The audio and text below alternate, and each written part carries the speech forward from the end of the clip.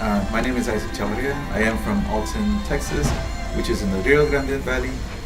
Right now, I recently received my MFA from UT Pan American, and I work at Pan Am. Also teach English at South Texas College, and pretty much I just try to help nonprofit organizations by producing chapbooks. Okay. My name is Carmona. I've published 2 books of poetry. I'm from the Rio Grande Valley, specifically Donna, and I've traveled all over doing different poetry readings, and I teach at the University of Texas, Brownsville. Okay. I am Dustin Pickering. I'm also owner of Transcendent Zero Press, which is primarily a poetry press right now. We also do editing and layout for other people not associated with our press. I host 2 separate readings, one here at Barnes & Noble, another at Nocturne, and basically I'm all about poetry, promoting poetry, getting the word out there, getting people interested in what it can do for them, and things of that nature. Published several books from different authors. I have one book myself called The Daunting Ephemeral. Okay. One of the purposes of this documentary is to explore the current state of poetry and to explore what's going on in the poetry world today. And so the question is poetry dead? And so we're just going to go ahead and jump off to it, and let's go ahead and answer the question. Is poetry dead to you guys? No. Okay. In anyone's poetry career, have you come across any kind of negative connotations, negative attitudes towards poetry? I think sometimes I see it within the poets themselves, right? So sometimes if little cliques form, and I think that's where I see some negativity. As far as from individuals, meaning the public, I haven't seen anything too negative or anything.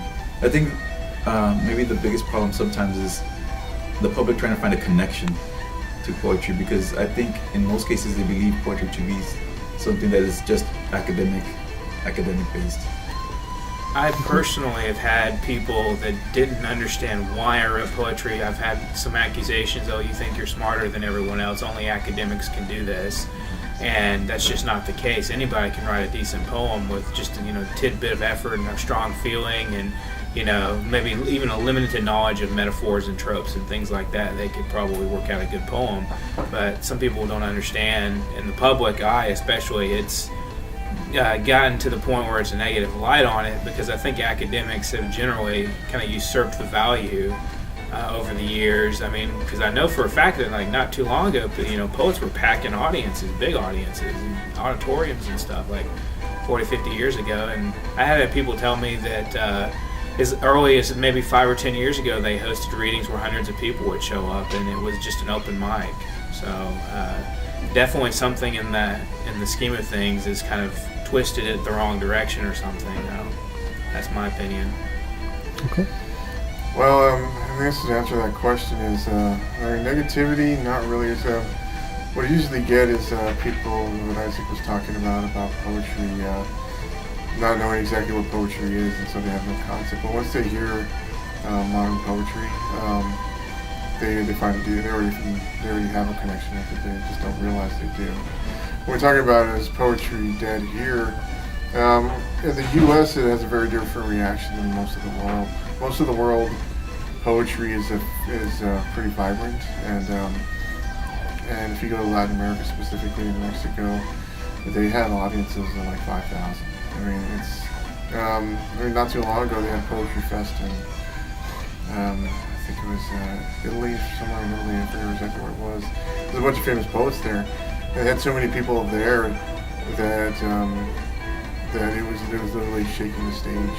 I mean, talking 50,000 people going to a poetry festival. So in the U.S., I think it's because it may seem that way a lot because of the way it's marginalized into a different camps, which is usually the academic world, or poetry is the stuff that goes in the Hallmark cards, and so it's not taken as seriously by certain people, and the media doesn't really talk about poetry. And there's definitely the business side of things kind of crushing a lot of the actual art part of poetry. I mean, if you can't sell it in America, people don't care, and for whatever reason it's pushed aside. So it's not a sellable, marketable thing in a lot of ways. But yeah, he's saying about the Hallmark, it seems a little traditional or too pansy-ish or something, and people just don't really relate to that. I think it just depends, but I mean, the poetry scene has in the past, especially within the past, let's say 7 years, exploded in a way it's never happened before. And a lot of it has to do with the political climate. If you go down to around the border area, El Paso, even around the Rio Grande Valley, the poetry scene is vibrant. There's a lot of poetry readings down there. And a lot of it has to do, especially in the El Paso area, New Mexico, Albuquerque, they're responding to a lot of what's going on politically, and so it's kicking up a lot of writers that have recently never been a huge crowd for. But it's turning up really. It's turning up in a different way. So, would you say that there's a growth in protest poets now? I've been speaking with a lot of other poets on the specific topic of protest poetry, and a lot of poets are saying that as artists we're sort of asleep, that no one's really paying attention politically. So is that a fair statement to make, or is the poetry scene? Not true. Certainly with what's happened, a lot of this dealing with it. I mean, it depends on whose poetry and where you're at. But a lot of poets are very political in certain areas.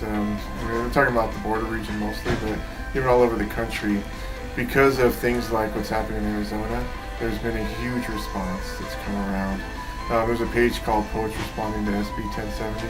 It literally has thousands of poets that have written on that page. And they put together anthologies, and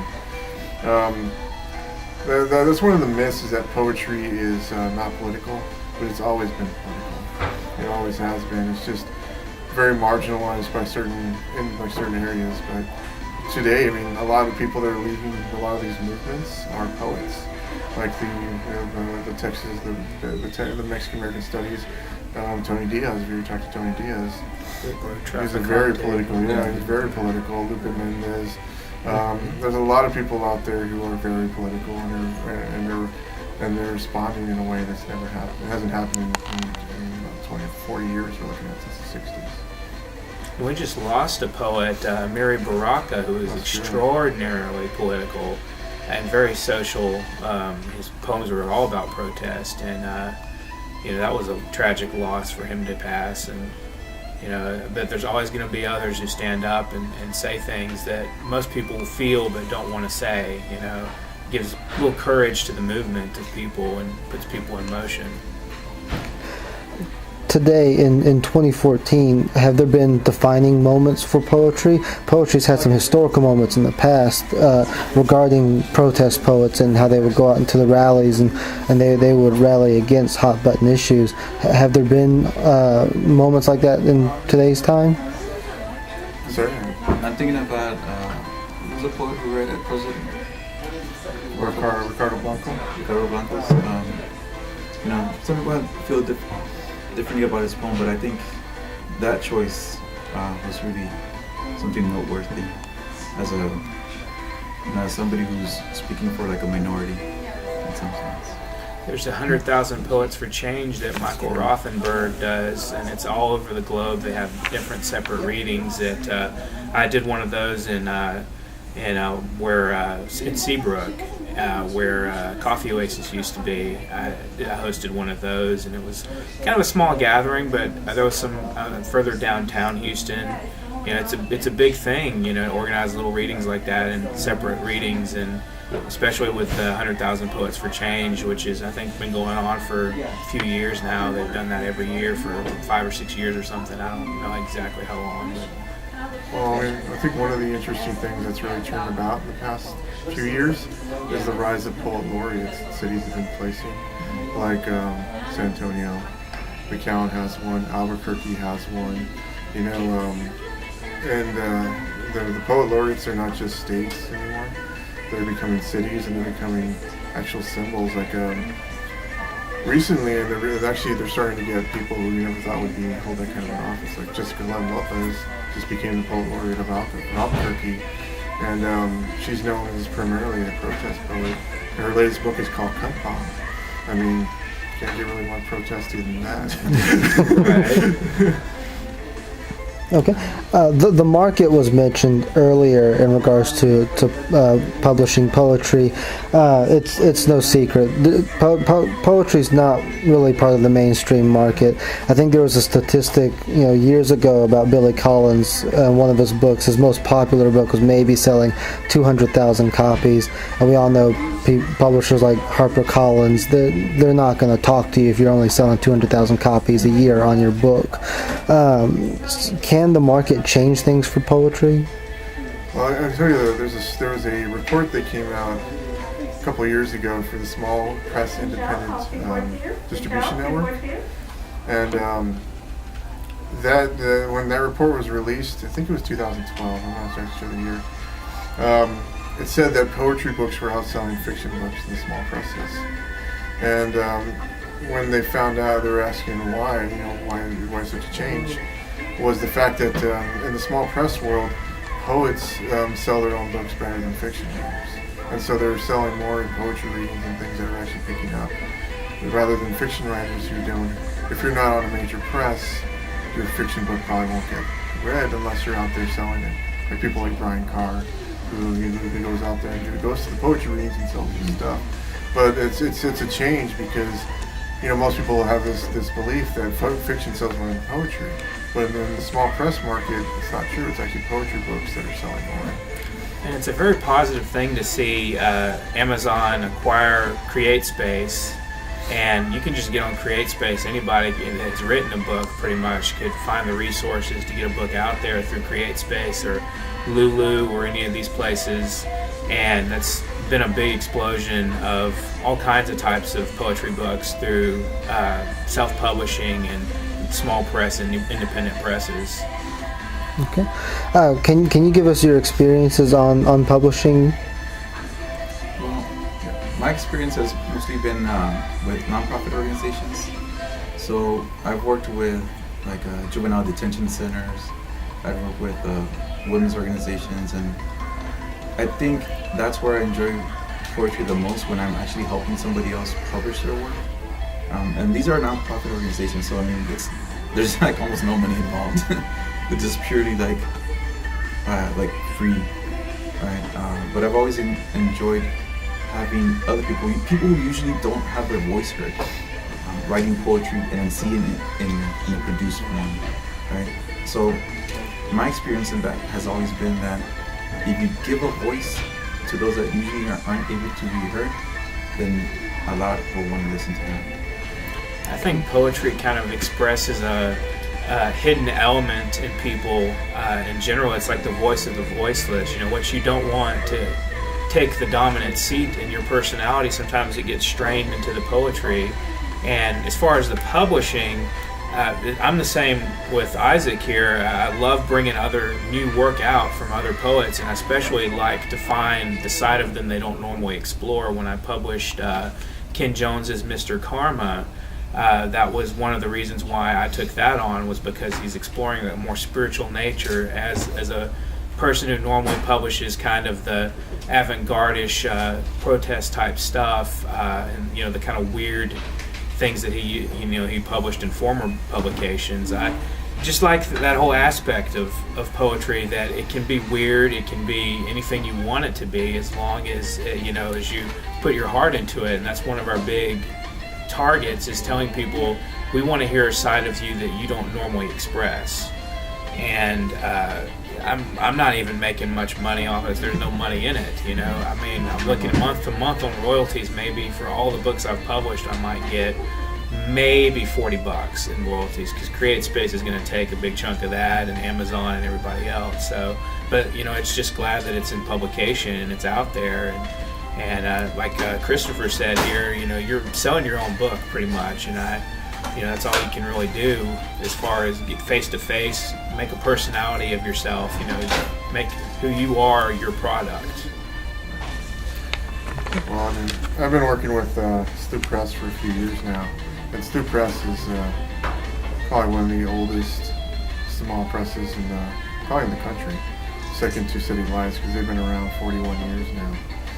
and Chuck Taylor's press. And the other one that can say that is Wings Press in San Antonio, and they're about a year younger. But what Chuck Taylor has always told me is that publishing, you don't go into publishing for the money, but you also, it's not a business in the same sense. It is, but it's more of a family you're starting to build. You're starting to build a community of writers, that people you like, that you publish, and you build up a pool of people that start to come together under a certain press. And Stu Press has published a lot of people in the past 40 years, and they're continuing. And it's I think there are a lot of small presses that are coming up now. In the Valley, we have 3 or 4 that have popped up in the past 10 years.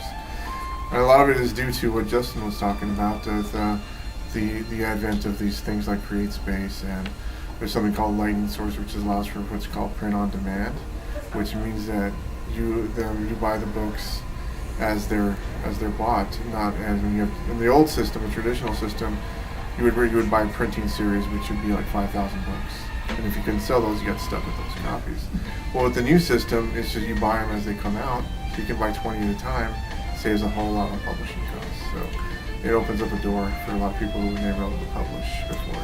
And it's definitely about the community of writers. I've had no more pleasure from the money side. I get all my pleasure out of working with people I admire and discovering new people, building the community, bringing people here to Barnes & Noble or to Nocturne to read and have them sell their books. It's one of the most pleasant things about this side of the business. Like you said, it's not a business in the traditional sense. You're not really trying to sell, but you have to do that to maintain what you're doing. Yeah, I lose money on all my checkbooks. I lose money too. And I normally do that because I don't really care. I have to pull money out of, a lot of times just to make a book happen, I have to get money out of from my work and put money into the graphic design for the cover or something, where we've got a book now that I'm going to have to pay our graphic designer out of my own pocket to make it happen. And normally we leave it to the author to give us a little money on the side to pay for the costs of actually producing the book, and then they'd get maybe 10, 15 copies of their own, and then I would give them a discount code to order their own copies. But we got one book right now that the guy said, make it happen. He didn't, say when or anything. I just decided, hey, this is what the cover should be, and I'm gonna pay the graphic designer out of my own pocket. That's what happens. I know a publisher in New Jersey that he said he's not making any money. He goes to copy shops and everything else, and prints everything out and mails it to people that are on his mailing list, and he doesn't charge anything for that. And he's actually taking money out of his own pocket, and he's developing a reputation and building a network of people he cares about and admires. That's really about the community. Yeah, it's about the community. We're not really in this to make money. We're not capitalists in that way. No, definitely not. Yeah. Either that or we're bad business people. You never know. We're probably that too, but right. Doesn't matter. We're not business oriented, I guess. Yeah. I guess we care too much or something. I've always thought of it like that. It's like we want the book in the reader's hand. We don't care how it gets there. Yeah. Sometimes I give my stuff away, Yeah, or trade or something like that. I'm not trying to sell it to you. I'm just trying to make enough money to continue it as best as possible. Basically, that's what Stu Press has been alive for 40 years. Never been in debt because they just end up taking whatever they make off the book for the next book. It's always recycled into the next. There's no profit. I don't think Chuck's made any money off of Stu Press, but I just kept it running for so long. Right. And hopefully it'll just keep running. It's a great press. I hope Transcendent Zero Press also survives a good long while. I've got my protege ZM Wise. He's kind of. He'll probably take over if I get worn out. I don't know. Either that or he'll move on to something. He'll take it as a learning experience and go on. That's one of my dreams, has always been to bring somebody who wants to be a part of the writing community. Or, as a kid, I wanted to be a rock star and I'd be able to expose all these artists that I've admired that no one had heard of. Well, then it became, when I was a writer, to find somebody and kind of instruct them a little bit in how to do things, to get their name out and to write their own poetry, give them a little advice, and that's what ZM has been for some time. I met him here at Barnes & Noble and just kind of, eventually just when I asked him to read at Coffee Oasis as a replacement for somebody else, and then I suddenly threw at him, would you like to be part of our press? and help us get books out there. And he was more than enthusiastic. Okay. Let's talk about the internet for a little bit. The internet has made a lot of things easier. I can go to McDonald's just up the road and get Wi-Fi for free. How do you think the internet has affected poetry? I'll tell you this. When I did the first Beat Festival back in 2000, when did we do that? It was like 3 or 4 years ago, right? I handled all of the announcing everything through Facebook. The events, everybody who came, and we had over 35 people present for that. We had no paper, we had no money, but we got on Facebook, we got on email, and we sent out to everybody we knew, and we got people to respond. And so it's connected a community in a way that nobody's ever envisioned in the past. I mean, back in the day, you had to physically go places to send out letters, and and now we can all connect online. That's how we connected with Dustin, how we communicate most of the time. And it's a tool that has been really important, and it's really helped spread poetry in a lot of different ways. And then they have the online kind of magazines or the PDF copies of books and stuff you can email people. I've done that to help promote in some ways. And in some ways that's a negative thing, because you see that people can just put up online a collection of of poetry that people have submitted, like it would be a print publication, but it never becomes a print publication. It's just online.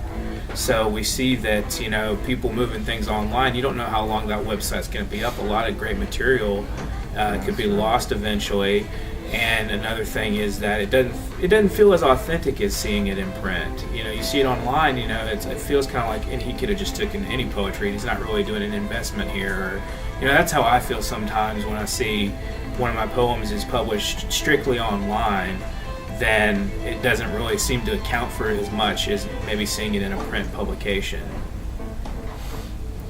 Yeah, I like how the internet has helped spread poetry, so it's accessible from pretty much any area. It's not just a regional poetry anymore. So somebody from the Rio Grande Valley, from South Texas, you can read poetry from around the world, and vice versa. So it just really opens it up to the entire world. One thing that I've noticed is a lot of times I really start to admire a person online by talking with them and stuff, but I'm never going to meet this person in person. So I kind of feel like I'm kind of being gypped in a way. I'm like, why can't I meet this person? I mean, I can't go to where they're at or meet halfway or something, and that's not really a big deal. It's just nice to be able to connect with somebody.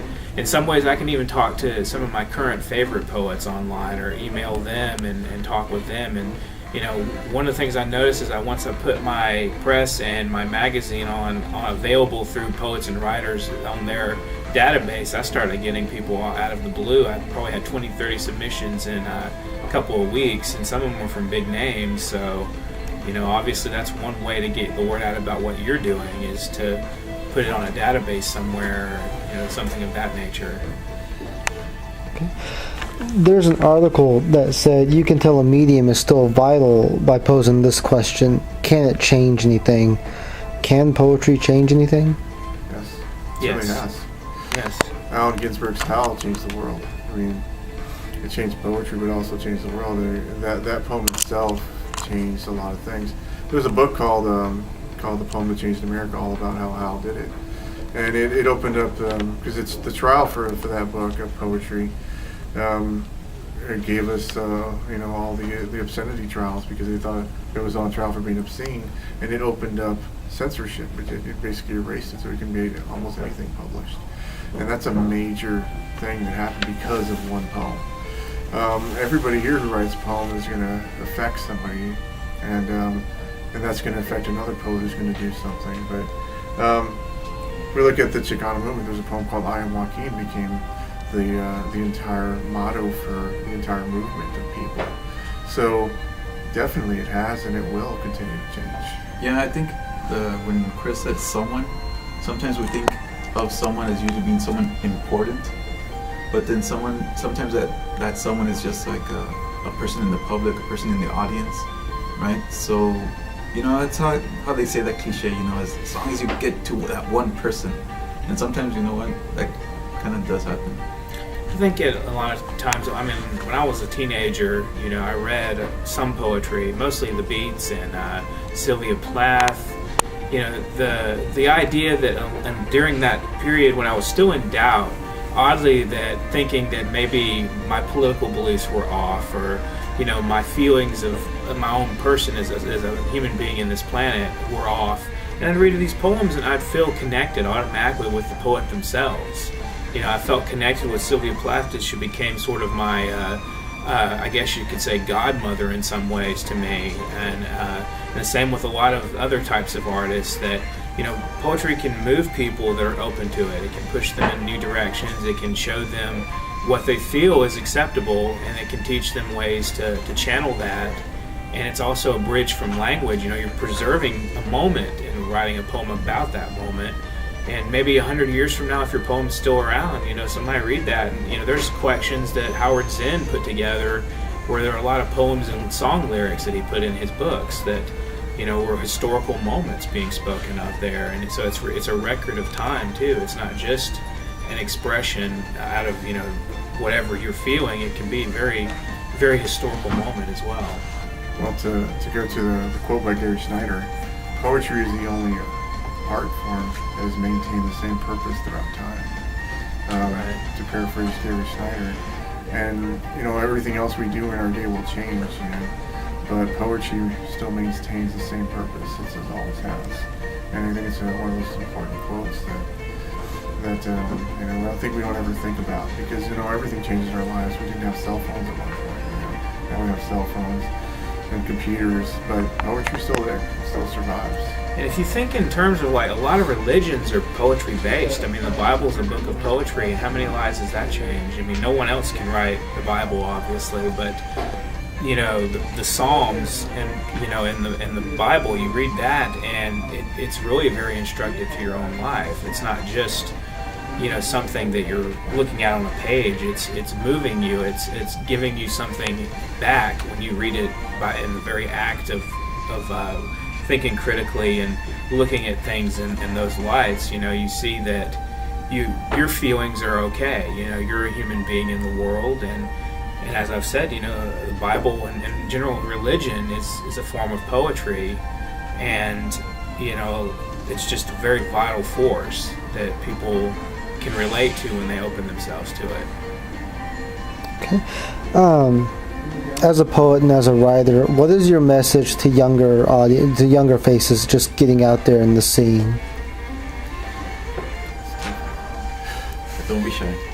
Right, don't be shy. Don't be afraid to stand in front of an audience, because that's where you're going to find your most valid viewers. When you're actually going to stand maybe up here at the pedestal or whatever, you got to get acquainted with that, and write as much as you can and put all your heart into it. Don't worry about what it's saying, as long as you're putting it on the page, and read a lot too. You have to have some kind of balance between reading and writing. So when you're reading, you're instructing yourself a little bit about, and you're comparing yourself a little bit in some ways to the past of poetry, where you're actually trying to bridge the present moment to the past through your poems. There's a poem by Nicanor Bada. It's a very simple poem. It's his advice to young writers. It says, "My advice to young poets is to fill the blank page." Right. Create something out of nothing, and that's what the universe was. So. All right. Well, I want to thank you guys for sitting down with me. It's been a real pleasure talking to you. Can you tell us real quick where we can find your books and where we can purchase your work? Sure. I think all our books are available on Amazon.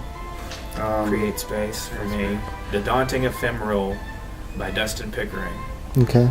I have two books. The first one is Beat by Slew Press. It's available both on Amazon and Barnes & Noble.